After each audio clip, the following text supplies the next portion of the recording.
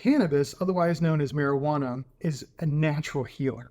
And it's really known to help with three main things, and that's with pain, sleep, and anxiety. But there's many nuances in between all those different things that it can help.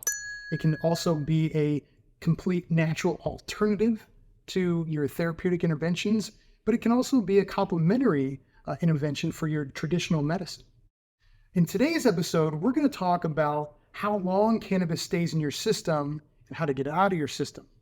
Earlier today, I spoke with Dr. Heiberger, one of the doctors on the My Florida Green platform, and I asked him that question, and here's what he had to say. Well, unfortunately, the answer most doctors give to that question is 30 days, and that's just not accurate. Unfortunately, it's more complicated than that, but in general, it can be 4 days for infrequent users, and it can be all the way up to 4 months for frequent heavy users of high THC concentrates. What are some helpful tips to help get it out of your system, help work it out of your system at the very? Well, there are definitely things that you can control. You can't control your fat, BMI, body mass index, quickly, but you can exercise moderately daily, stay very well hydrated, and eat healthy foods, and those things are actually very important. And all the way up till the day of the test, and then day of the test, you need to be very well hydrated with some additional vitamin C to help you that day. Gotcha. What are some other helpful tips for someone that might be worried about a screening or a test or anything like that? Well, it's also very important to purchase a testing strip kit, and you can get that at Amazon. You can get it a lot of places, but I just really want to emphasize to ignore the label that says high sensitivity. Don't just look at the high sensitivity, because those sometimes it's 50 to 100, and you need one that's 20, okay? 20 or below, even 15. Some of them are even 5. But the point is, you don't need to remember nanogram per milliliter, the concentrates. Just get the kit that says 20 or below. Gotcha. Okay. Now, on the My Florida Green platform, we've seen a lot of really positive outcomes, and I just would like to get your just general perspective since you've been here. What do you see? Sure. Well, I come here with good expectations from what I know about cannabis as medicine, but since I've been here, I've seen even more and learned even more, and it has been confirmed that patients for a wide variety of problems, everything from insomnia to multiple sclerosis, do better on cannabis therapy, very targeted cannabis therapy, than the pharmaceuticals. Less side effects and better results. Excellent. Can you give any final thoughts? No, I just always like to emphasize the importance of tolerance breaks with cannabis, and that's a minimum of 3 days a month off, and that helps to keep your benefits going indefinitely. Whether it be to pass a drug test or get cannabis completely out of your system, there are multiple ways to achieve that goal. Now, in my search for some really great tips on how to achieve that, I spoke with Adam, our patient advocate here on the My Florida Green platform, and here's some great tips that he had to share. Yeah, absolutely. Well, the doctor already touched a little bit on just wanting to make sure that you stay active regularly in the area, in the time area leading up to the test that you're getting ready to take, and then making sure that the day of you stay nice and rested and not very active. And that's because the body stores THC in our fat cells, and so having a regularly boosted metabolism helps burn that off at a steady rate, but you want to make sure that you're not spiking that release the day of. And so just staying nice and relaxed the day of. And then it's also important to remember that any state of liposis or advanced metabolism burning is also going to cause the THC to burn and get released into our bloodstream. And so not even just working out, but also anything that the body sees as overtly stressful, or the body also sees food deprivation as being a stressful situation and starts to slowly burn your fat in order to sustain you. And so you just want to make sure that you're kind of staying in a nice, peaceful Zen area. You're sticking to your regular eating routines and habits, and just making sure that you're giving yourself the best chance at not giving a false positive. Nice. So, on the My Florida Green platform, we've had thousands of very positive results. What is your perspective on what you've seen since you've been here at My Florida Green? I mean, it's everything that every true healer wants to see in a healthcare system, right? It's actual healing and actual progress. We're not just, getting rid of symptoms and shoving people out the door.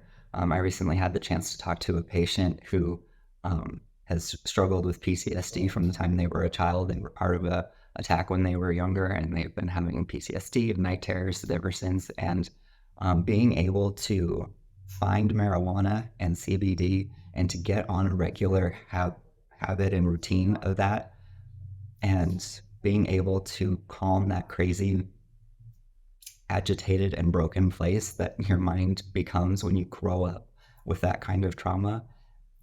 I mean, it's something that, we sat down and they cried and I cried and, we bonded over that. You can't not be affected when you hear these stories about how utterly life-changing it is in so many different areas. And so it's a blessing every single day to be able to come in here and get these positive reports from our patients.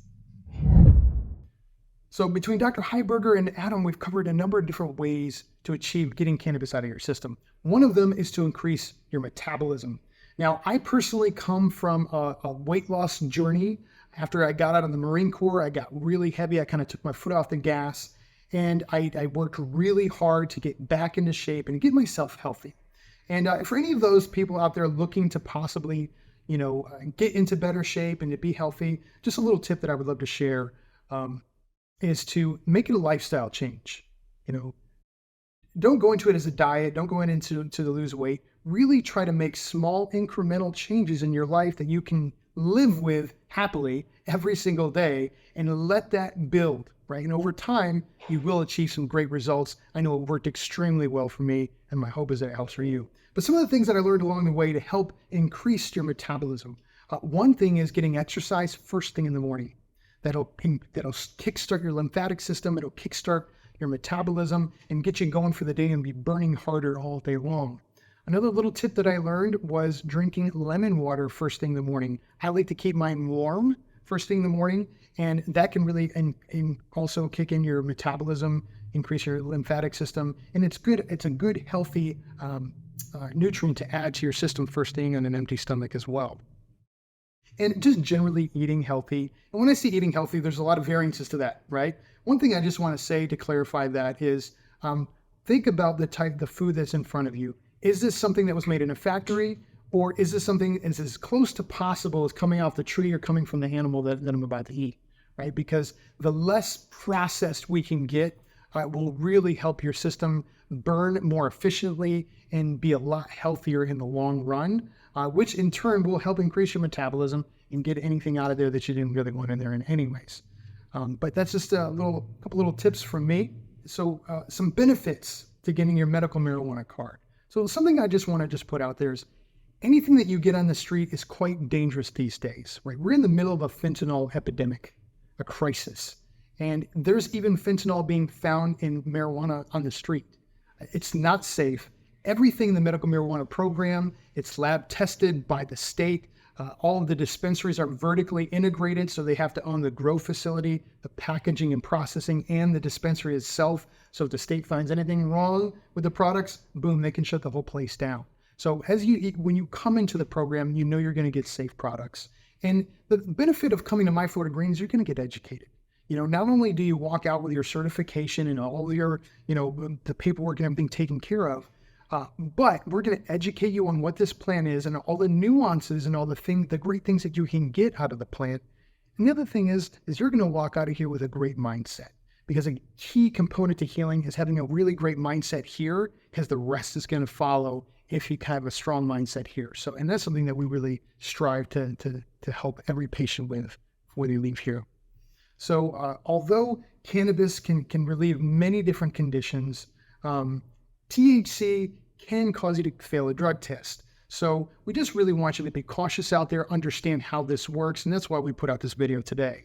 And listen, if you're using cannabis and you don't have your certification, just remember that is illegal, and you can really get yourself into big trouble. So if it's something that really does help you and it really gets you through whatever debilitating condition that you're dealing with, go to myfloridagreen.com, click Get Started, and we will absolutely get you certified and get you to a good place. Take care.